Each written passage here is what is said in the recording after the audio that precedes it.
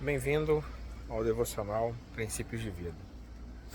Hoje o quadro está começando a se pintar ali, o sol nascendo. Então, esse horário fica mais tranquilo, né, para poder fazer as coisas aqui. Vou mostrar para vocês como é que tá plantinhas ali depois da poda.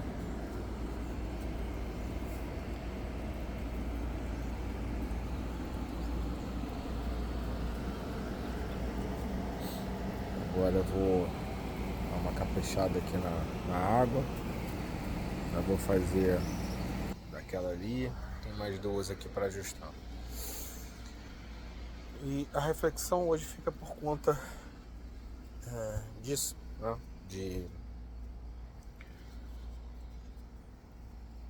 Do alimento e das necessidades de ajuste, né?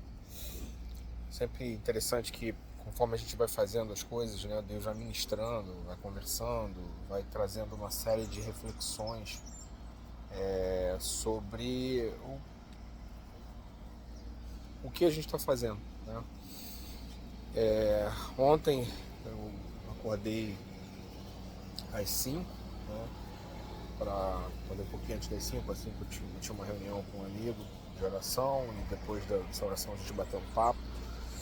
Inclusive foi a reflexão, né, que eu tive ali com ele, foi o tema, né, parte do que a gente conversou foi o tema do devocional de ontem. E foram tantas nuances e tantas coisas que aconteceram ali que eu acho que basicamente eu vou passar quase que a semana toda gravando o devocional, refletindo em cima daquilo que a gente conversou. E o que acontece é o seguinte: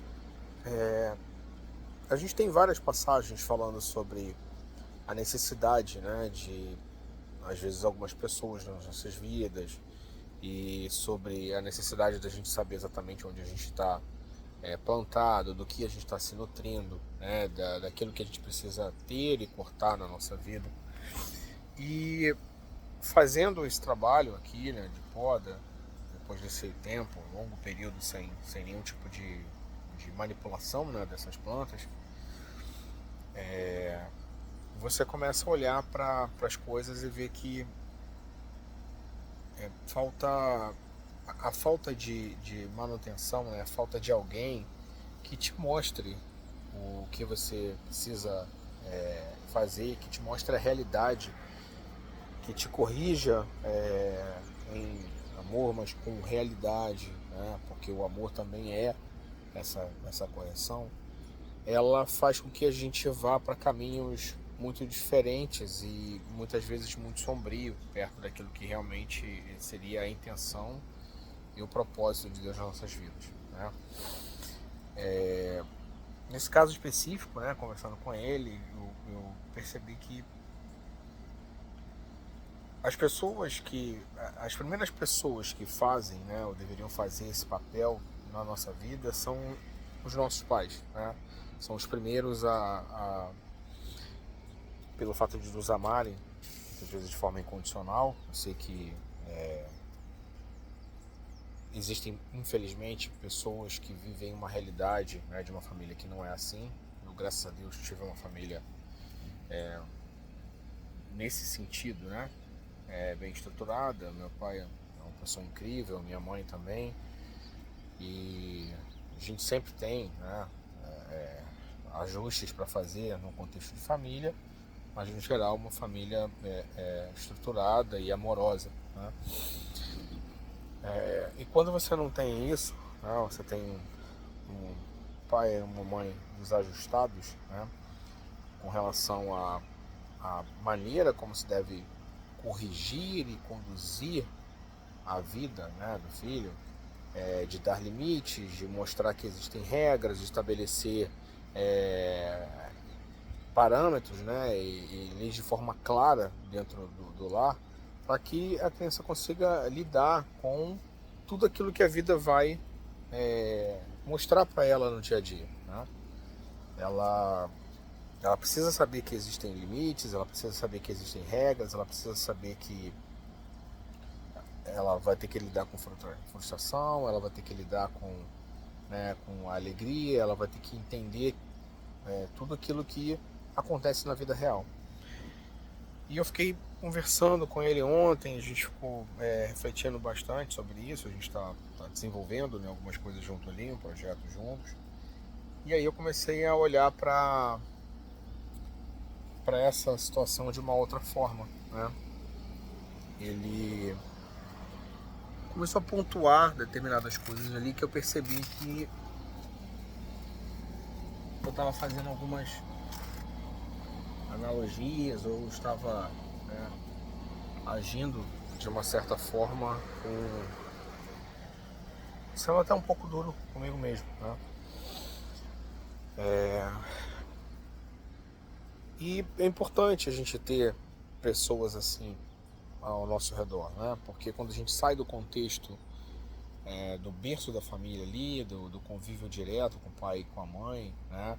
Com os irmãos, você está trabalhando, está tocando a sua vida, está fazendo uma série de coisas. Meus pais estão morando em outro país, né? Minhas irmãs também. É importante você ter essas pessoas que te tragam, né? esses choques de realidade, que te mostrem que o contexto que você está não é tão da forma como você está vendo, né? E é basicamente como se ele estivesse te podando em algumas coisas, que foi exatamente o que eu fiz aqui, né? Essa poda, por mais que no contexto inicial pareça ser algo doloroso, ela tem uma função, né? E a função é justamente liberar o potencial de crescimento das plantas, liberar o potencial de produção, de frutificação de algo que realmente vai ser útil, né? O meu limoeiro aqui deu uma série de limões que não precisa para nada. Ontem eu fiz uma poda, né? Agora eu vou aguar mais ele aqui, vou podar as outras plantas e eu sei que daqui a pouco começa a produzir aquilo que realmente é preciso. Então, por mais que pareça doloroso o processo de poda, assim como muitas vezes parece doloroso o processo de confrontamento que a gente enfrenta, isso sendo feito da forma correta, vai fazer com que a gente tenha um crescimento, vai liberar todo um potencial de crescimento que a gente precisa para poder tocar, né, a nossa vida de forma correta, alinhada com aquilo que Deus tem para as nossas vidas. O alimento dado da forma correta, né, que no caso aqui é água, os nutrientes da terra, ele vai potencializar mais ainda essa frutificação, vai potencializar mais ainda essa capacidade de entrega que aqui tem. E a Bíblia sempre fala sobre essa questão da semente, né? Você põe uma semente aqui, a árvore ela vai produzir durante muitos anos e muitos frutos. A multiplicação ela é imediata, né? Assim que ela começa a produzir, você já percebe uma multiplicação. Você pega um fruto, né? Consumiu aquele fruto, separou as sementes, plantou essa semente, tem todo um período de germinação da semente, tem todo um período de cuidado com a terra, cuidado com a pequena árvore, tem todo um período de preparo disso, de poda, de acompanhamento, tem todo um período de crescimento dela, de flor, né, de florescer, que é onde começa a promessa dos primeiros frutos, tá? A hora que ela começa a florescer é basicamente o início, né, o indício de que, olha, eu vou começar a produzir bons frutos, ou vou começar a produzir frutos. E a gente precisa olhar para os processos que ocorrem na nossa vida justamente como esses elementos, os elementos de poda, os elementos de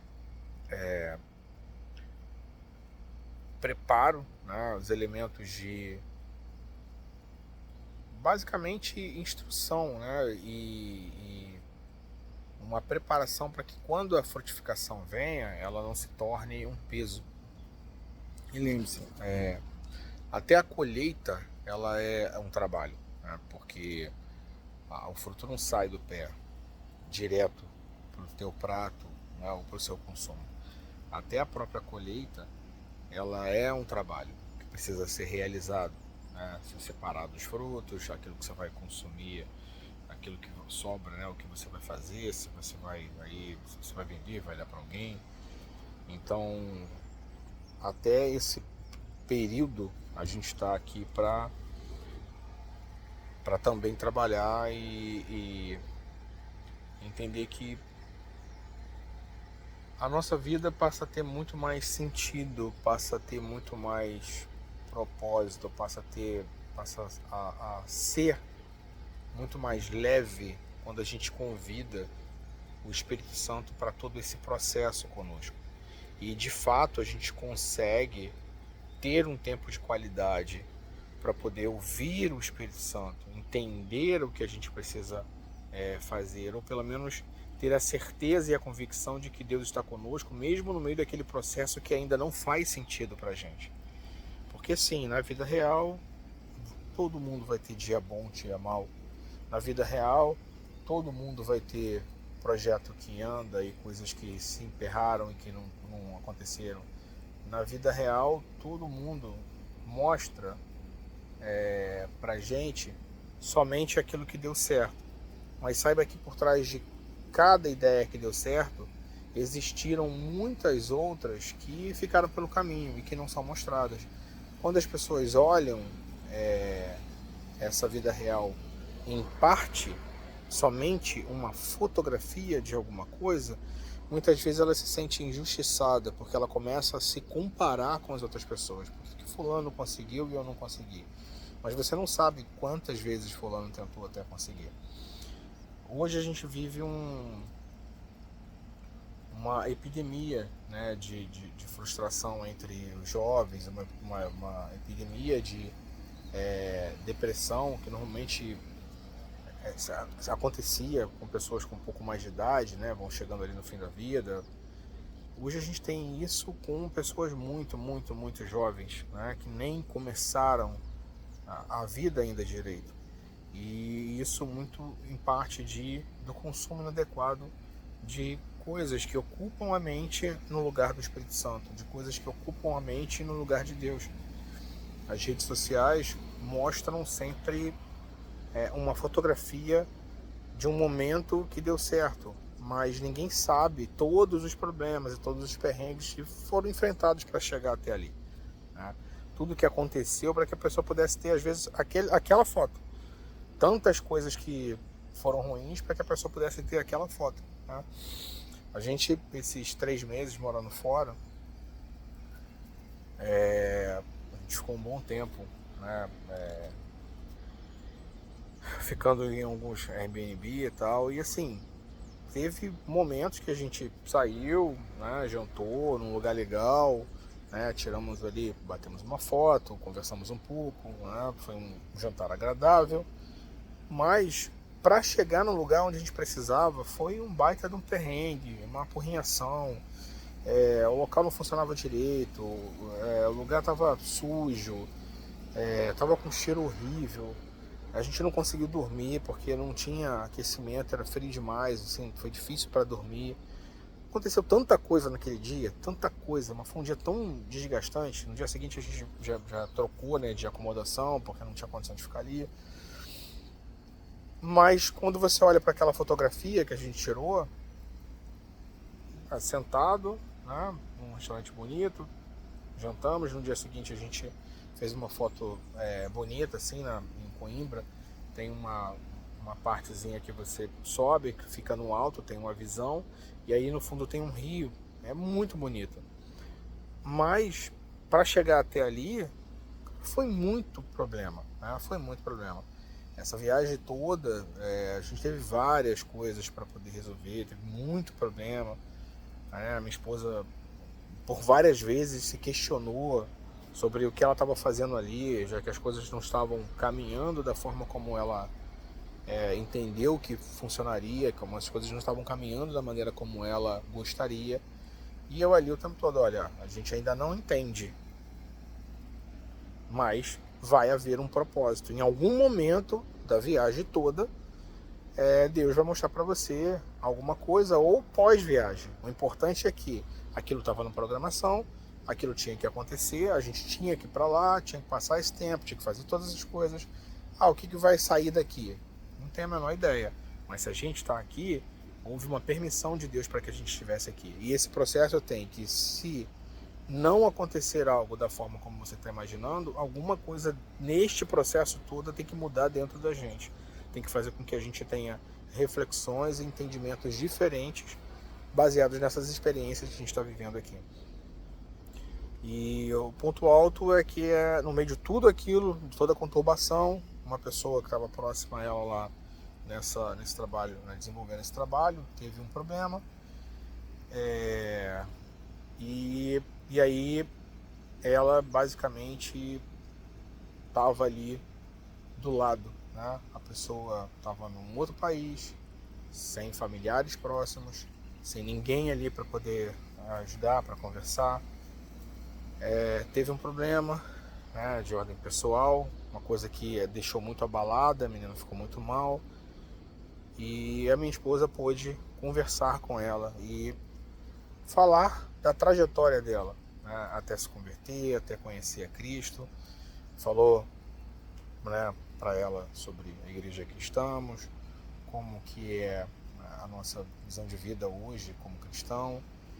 E foi um momento ali de conforto para aquela alma, né, de apresentação do Evangelho, de basicamente uma semente que foi plantada, mostrando que, olha, o mundo às vezes nos prega algumas peças, realmente, mas a gente tem alguém que deu a vida por nós para que nós tivéssemos algo muito superior a isso, que muitas vezes consome a nossa vida, o nosso coração, a nossa mente. Alguém que deu a vida para que nós tivéssemos uma eternidade. E a mensagem foi passada, né, o evangelho foi pregado, a semente foi plantada. E conversando com a minha esposa, eu falei, olha, o ponto mais importante de toda a viagem foi essa alma que teve o seu contato com o evangelho. Foi essa alma que ouviu a palavra e teve a sua semente plantada. Agora a gente precisa cuidar dessa semente, a gente precisa continuar adubando essa terra, continuar colocando água, né? Quando ela começar a crescer da forma que ela precisa, colocar ela ali no vaso, né? Se precisar podar e continuar alimentando até que ela comece a frutificar por si só. Então, se todo o restante talvez não tenha feito sentido ainda, nós temos a plena certeza e convicção de que, se for preciso, por uma única alma, Deus move uma família, coloca ela 3 meses num lugar diferente, né, para que o evangelho seja pregado para aquela pessoa. Porque diante de tudo o que aconteceu, ali ela estaria completamente sozinha. Se nós não estivéssemos lá, não teria a quem acolhesse ela naquele momento. Não teria alguém para conversar com ela e talvez óbvio que, né, jovem, a pessoa passa pelas coisas. Uma hora aquela dor ia cessar e as coisas iam acontecer, mas não seria pela pregação do evangelho, não seria pelo conforto de saber que existe algo muito maior, um propósito muito maior do que aquilo que ela estava vivendo, do que aquela dor que ela estava vivendo naquele momento. E isso para mim já é o suficiente, né? Entender que o evangelho foi pregado, que a gente viveu muitas experiências lá. Óbvio que eu não estou resumindo ou diminuindo tudo o que aconteceu ali. Eu fiquei mais um tempo com a minha família, né, que está toda morando lá. Mas para especificamente a minha esposa, eu acho que foi uma viagem evangelística, né? Eu sei que ela vai colher frutos desse trabalho que ela fez lá, dessa parte do doutorado dela que ela fez ali. Eu sei que ela vai colher esses frutos, mas para mim, assim, olhando tudo, eu ponto mais alto foi esse. Saber que naquele momento ela era uma missionária, entregando uma palavra para alguém que precisava ouvir algo diferente, né? E é isso. Que Deus abençoe o seu dia, que Deus abençoe a sua semana, que Deus abençoe a sua vida. E em nome de Jesus, que cada um de nós tenha sempre essa disponibilidade para o Espírito Santo. De sermos podados, de sermos alimentados, de sermos usados por Ele para levar, para compartilhar a nossa experiência com os outros. Que a gente tenha mais paciência para ouvir as pessoas, tá? E conseguir, de fato, fazer a diferença na vida delas. É isso. Deus abençoe a todos.